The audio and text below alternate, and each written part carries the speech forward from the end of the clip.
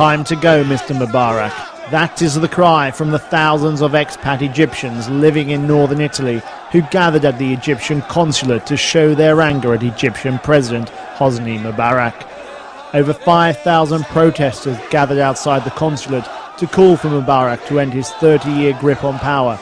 The protesters rallied, chanted, hoisted banners and demanded change. No al coprifuoco. Our demands are no to the curfew and yes to liberty, democracy and social justice. These aren't difficult requests, they're simple. We just want the basic rights that the rest of the world has. Changing the government is not enough. Getting rid of the vice president is not enough. We must change the entire regime because 30 years have been too long. Elsewhere in Europe, protesters in Geneva also shouted slogans in Arabic, French and English. Anti-Mubarak demonstrations were also held across the United States and Canada. Around 50,000 Egyptians live and work in Italy, and many say they had no choice but to leave Egypt and seek a better life abroad.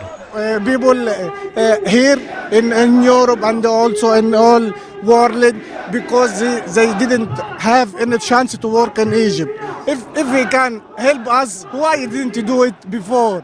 30 years enough for him. There are likely to be more and more protests like this by expat Egyptians across the world as the popular uprising in Egypt gains momentum. What impact these protests have on events back in Egypt remains to be seen, but by showing their anger at Mr. Mubarak, expat Egyptians hope it gives strength to opposition voices and brings international pressure on the Egyptian president to resign.